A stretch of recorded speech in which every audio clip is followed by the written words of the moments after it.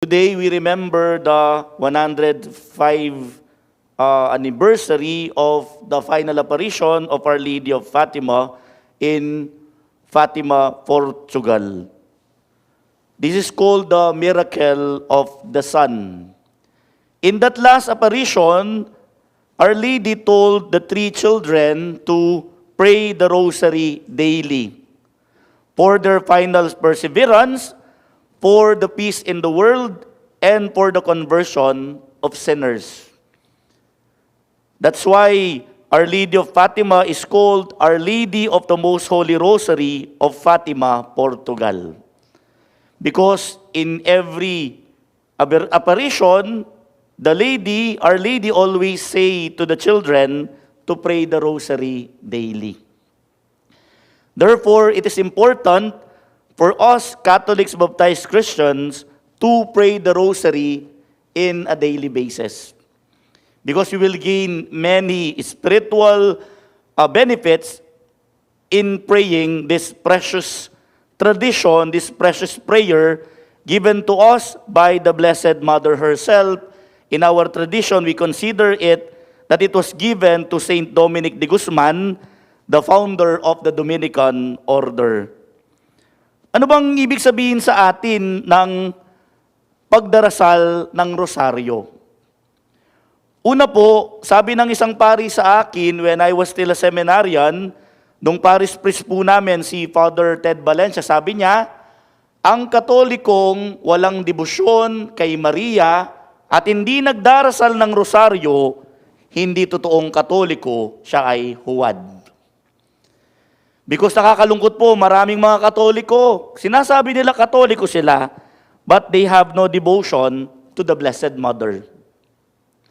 I have read an article about the devotion of Bishop Renato Mayugba to Our Lady. In his letter, that good bishop said, a priest who do not consider Mary as part of his pastoral ministry will doom to fail. Ang isang pari daw na hindi kinoconsider si Maria na part ng kanyang pastoral ministry as a priest will doom to fail. Kaya po importante that every priest consecrate themselves to the maternal protection of the Blessed Mother.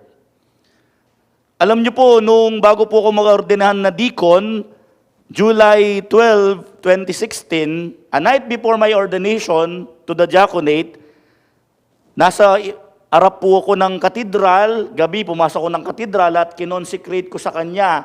Sabi ko, Mama Mary, I consecrate my diaconal ministry to you. Please protect me under your maternal protection and keep me away from harm, from scandal, so that I will become faithful to my ministry as a deacon.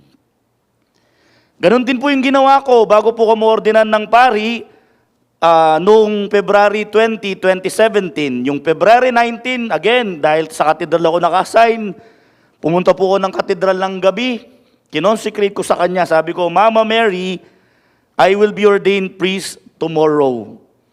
I consecrate my life to you.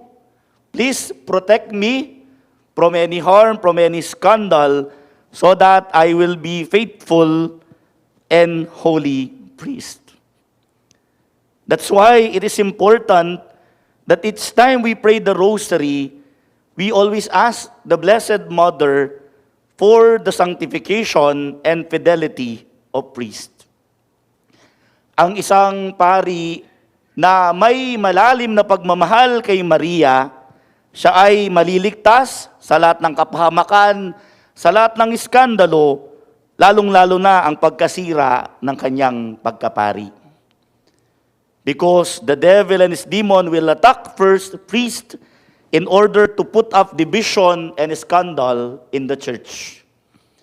Kaya po mahalaga na ang mga pari, meron silang consecration to the Blessed Mother, and also lay faithful pray for them, especially for their fidelity to their chosen vocation, and so that they will become holy in the eyes of God.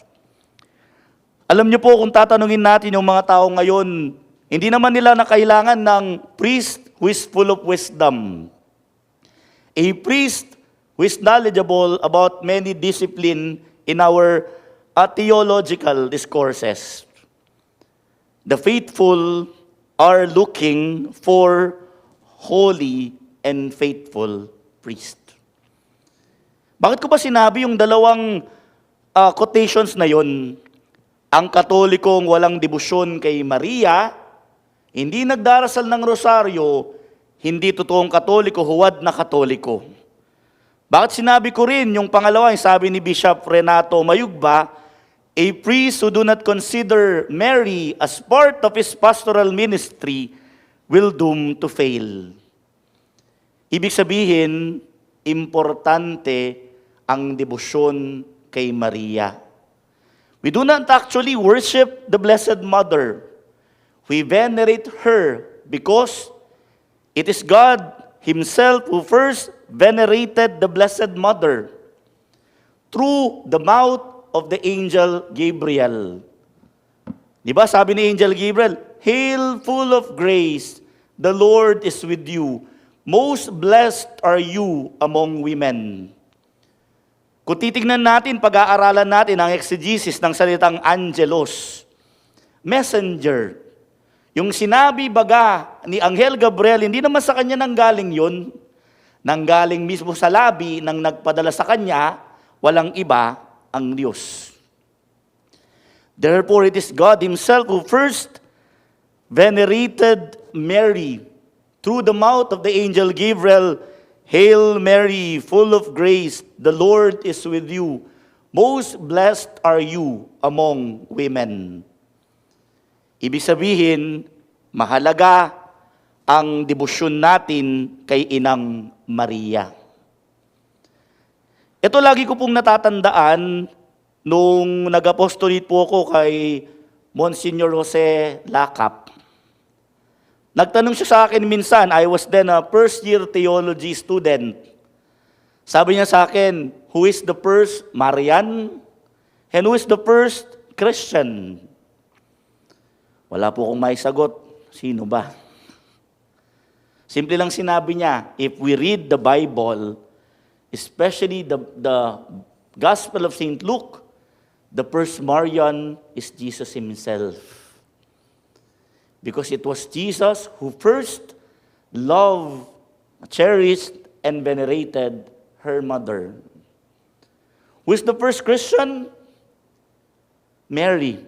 When she said yes in her great fiat to become the mother of the Savior, I am the handmaid of the Lord, be it done to me according to your word.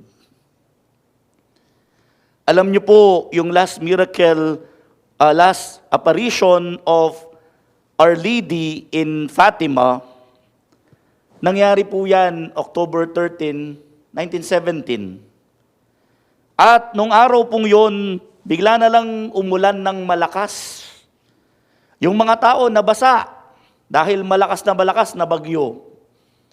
Tapos biglang nagliwanag at nakita nila papalapit ang araw sa mundo para bagang babangga ang araw sa mundo, kaya lahat sila nanikluhod, natakot, umiyak, humingi ng kapatawaran sa Diyos, Lord, have mercy on us. Alam niyo po, after that dancing of the sun, the miracle of the sun, nagulat sila, yung dating basang sisiw sila, bigla na lang tuyong-tuyo sila. Pati na yung ground na basang-basa because of that great rain. And after that, people knelt down in prayer and they believe in the true existence of God. At nagkaroon sila ng malalim na debosyon sa Inang Birheng Maria. Kaya naman, nagpatayo po sila ng isang pilgrimage site, yung the Basilica of Our Lady of Fatima in Portugal, na napakalaki po. Dahil sa miracle na yun. Alam niyo po, one particular special feature of that miracle of the sun is that until now, science has no explanation of of what transpired during that day. Sinasabi ng iba, baka naman mass hallucination. Imagine, 70,000 people, pare-pareho silang nag-hallucinate na sumasayaw ang araw. Just imagine, during that day itself, 70,000 people witnessed that event. Tapos sasabihin mo, in psychology, lahat sila nag-hallucinate. Nung una, kinakatigan, pero later on, hindi rin. Ibig sabihin ba, lahat sila nasisiraan na ng bait? Wala sa katinuan nila, nag-hallucinate lang sila, para bang lasing sila? Until now, science has no explanation of what transpired during that miracle of the sun. What is the very message of that miracle of the sun? It is to prove that God really exists. Because during the time in the year 1917, the context of World War I, the rise of communism, one of its teaching is to eliminate God in society.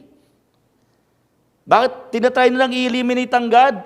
Kasi iba-iba yung pananampalataya natin. May Katoliko, may Kristiyano, may Anglican, merong Buddhist, may Hindu.